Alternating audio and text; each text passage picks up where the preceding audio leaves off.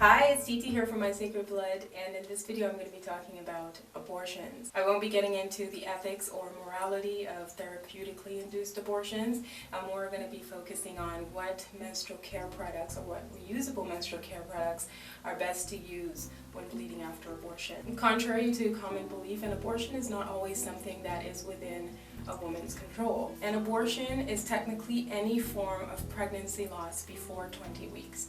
And there are a few different types of abortion. A therapeutically induced abortion, or an induced abortion, an elective abortion, or a surgical abortion, has many names, is the one that most people know about. And that is the intentional termination of a pregnancy, either chemically, by way of a pill, or surgically. A missed abortion or a missed miscarriage happens when the fetus dies, but it does remain inside the uterus. A spontaneous abortion, or what we know as a miscarriage, is when the fetus dies and it is expelled from the uterus along with the placenta. An inevitable abortion, or an inevitable miscarriage, is diagnosed when a woman experiences pain, bleeding, and the cervix begins to dilate. And a threatened abortion, or a threatened miscarriage, is diagnosed when a woman experiences bleeding, pain, and cramping, but when the cervix hasn't yet dilated.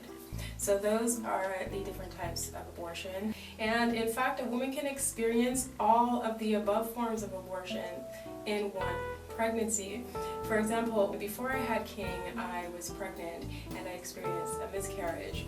I was first diagnosed with a missed abortion. So the fetus was not viable, but it still remained in the uterus, and that was at 8.5 weeks. And then at 13.5 weeks, I did wait. I did want the baby to terminate on its own. I didn't want to have to go in and do the DNC where they do suction the baby out. So I decided to wait for the fetus to expel on its own. And at 13.5 weeks, I started experiencing bleeding and cramping and pain. And so I went to the hospital the next day. And when I got there, they told me that my cervix had dilated. And then eventually a few hours later, I had the miscarriage. So no matter what type of abortion you happen to experience, what happens after that abortion is pretty much the same, or should be the same for most women. You're going to experience general cramping and bleeding. The bleeding should not be heavy, no more heavy than a heavy period. And it shouldn't last for any more than up to 6 weeks at the most. If you're bleeding for more than 6 weeks, then you should seek medical attention. Your hormone levels will also fluctuate. I would recommend taking some alone time, maybe a day or two on your own to meditate and recuperate. I would also recommend a lot of aromatherapy and a good book, but not your what to expect when expecting book or anything like that. That would remind you or trigger any unwanted emotions. But I would also recommend chocolate and just mild yoga exercises and maybe some meditation, just something for you to recuperate and regain some of your energy back. No matter what form of abortion you do experience, whether it's induced or not, it is a devastating and very emotional experience for anyone who has to go through it. And because of that, we should have nothing but compassion for any woman who has to go through it. Now back to the bleeding.